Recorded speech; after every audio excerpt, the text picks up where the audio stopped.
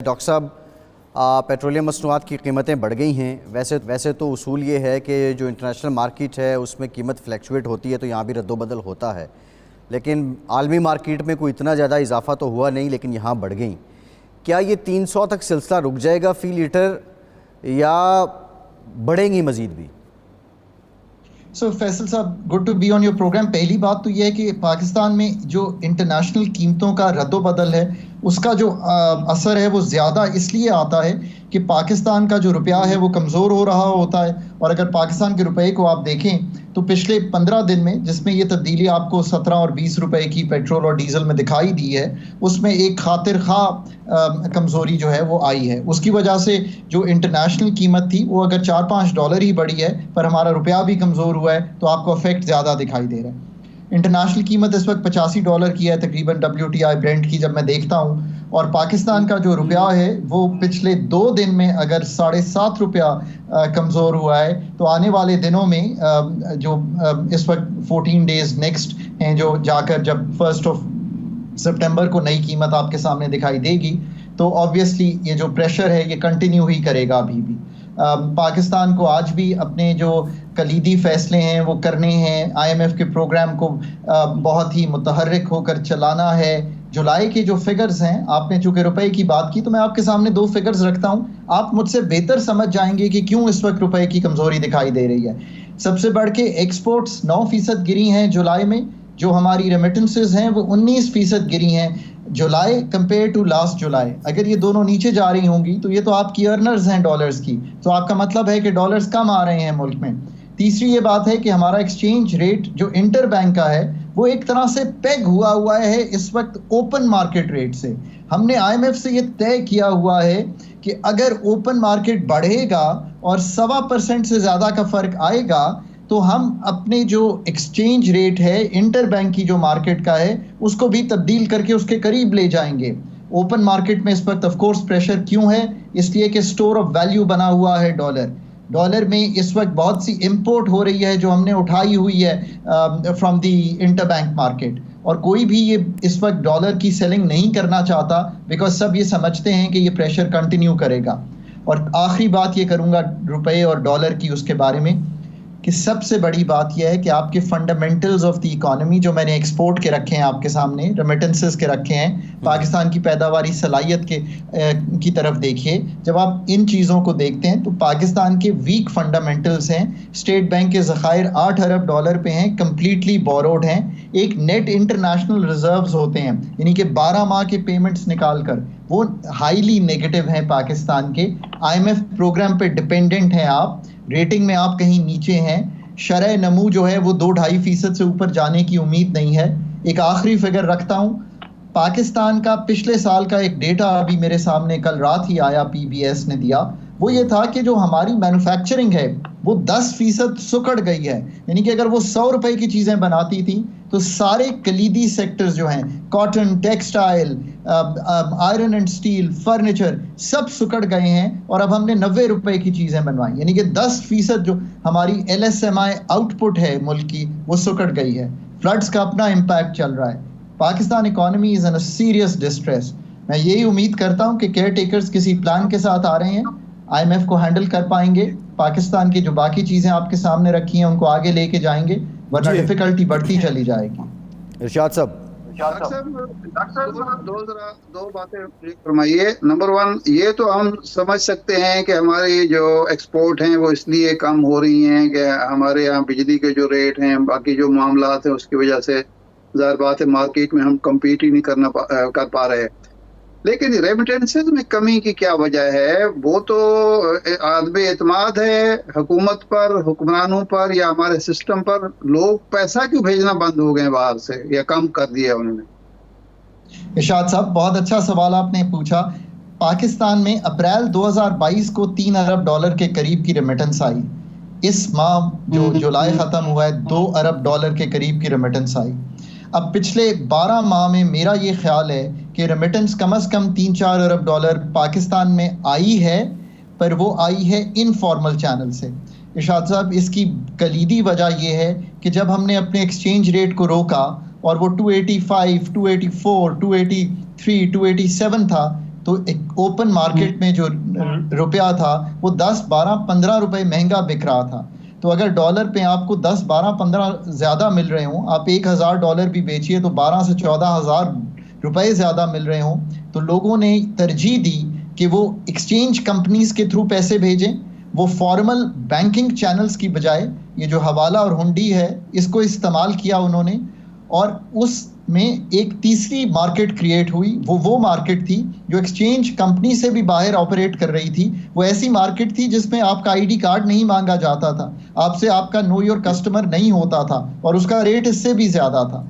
इसलिए इस मार्केट के डिफरेंस ने हमारी रेमिटेंसेस को ऑफलाइन कर दिया है, उसको मेन चैनल से उठा दिया है। ये पैसे तो पाकिस्तान आ रहे हैं, पर ये पाकिस्तान अब उस शक्ल में नहीं आ रहे।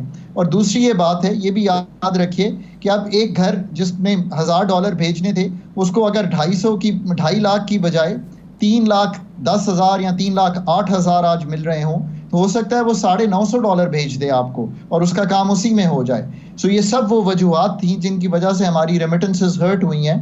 और पाकिस्तान में अनसर्टिनिटी की वजह से बहुत से ख़ानदान, 12 लाख लोग पाकिस्तान से माइग्रेट कर गए हैं। अब आप खुद सोचिए कि अगर इतने लोग पाकिस्तान से जा रहे होंगे तो ये भी कोई अच्छा ओमन पाकिस्तान के लिए नहीं है।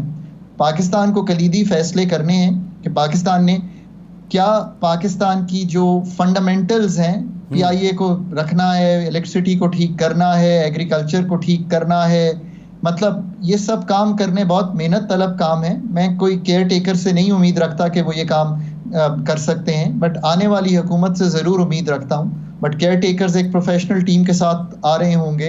मैं उम्मीद रखता हूँ कि वो IMF का प्रोग्राम और पाकिस्तान के डेट को, आज ही फिगर्स देखिए, 29% डेट बढ़ गया है पिछले जून से, 30% मुल्क का कर्जा बढ़ गया है। जरा सोचिए आप किस तरफ जा रहे हैं। अच्छा डॉक्टर साहब, ये जो आप पॉइंट आउट कर रहे हैं, डॉक्टर साहब ये जो आप पॉइंट आउट कर रहे हैं, आप क्या समझते हैं इसमें, ये जो अभी गवर्नमेंट गुजरी है शहबाज शरीफ साहब की, इस पे जिम्मेदारी ज़्यादा आयद होती है, या उससे पहले जो PTI की गवर्नमेंट थी उस पे जिम्मेदारी ज़्यादा आयद होती है? सवाल शुरू कहाँ से होता है? फैसल, आई थिंक कि आज हमें ये बात तय करनी चाहिए कि पिछले कुछ सालों में, जो 5 साल आप काउंट कर लें और 1 से 2 दिहाइयों में, हमने ये तय किया है कि हम फंडामेंटल तब्दीली नहीं करेंगे। हम PIA को 14 अरब रुपए देंगे और उन्हें कहेंगे कि चलते रहो। हम ये नहीं मानेंगे कि PIA हम नहीं चला सकते और इसको बेचेंगे। अब आपके सामने सारी हुकूमतों ने अगर ये काम किया है तो आपको ये इस बात से मुतासर हो कि ये कहना चाहिए कि इसका मतलब है कि हम कोई भी कलीदी काम नहीं कर पाए, और चूंकि वो नहीं कर पाए, आज सब हुकूमतों को हम यही समझते हैं कि they have shied away from taking the hard calls in the economy. और वो हार्ड कॉल्स बिजली के सेक्टर में तो यूं ही हैं कि एक सर्कुलर डेट था, अब आप बता दीजिए, 100 अरब था जनरल मुशर्रफ छोड़ के गए, 500 अरब था पीपल्स पार्टी छोड़ के गई, 1100 अरब था जब PMLN की हुकूमत छोड़ के गई, 2300 अरब था जब PTI की हुकूमत छोड़ के गई, आज 2400-2500 अरब है।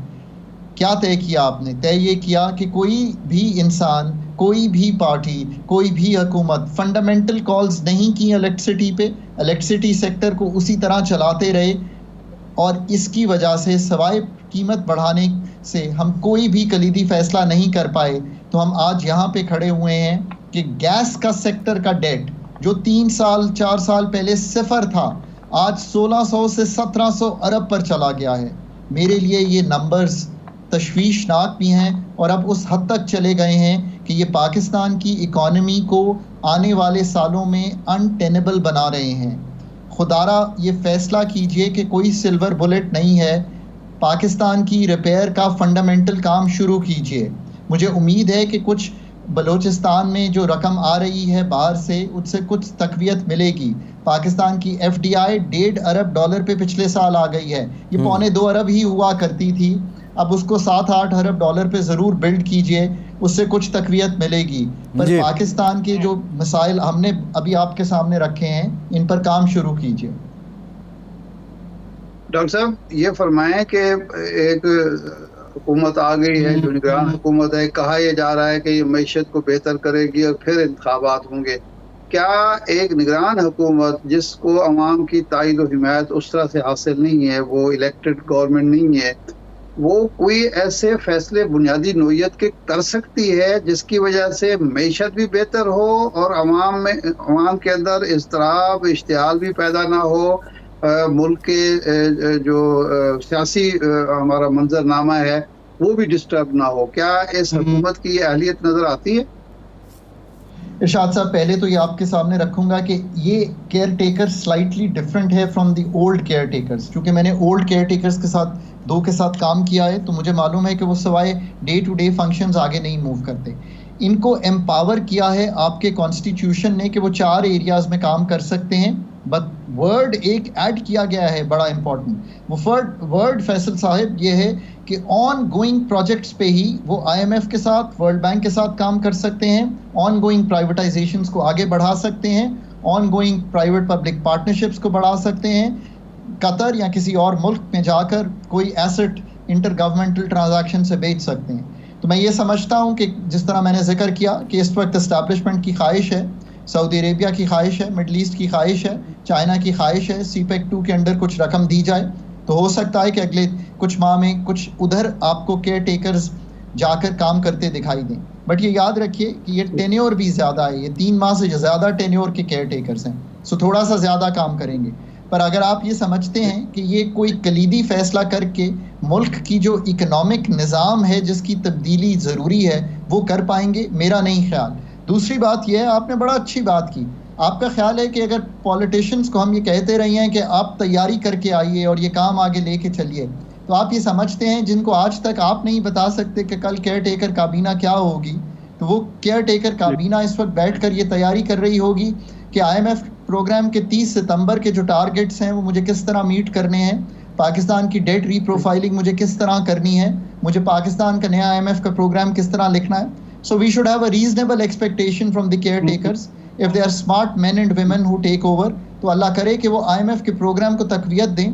23वां प्रोग्राम है, मुझे जुलाई के नंबर्स पे बड़ी तशवीश है। 30 सितंबर के टारगेट्स मीट करना, कल सुबह से उस पे काम शुरू करना चाहिए। अल्लाह करे कि ये इसको आगे बढ़ा सकें।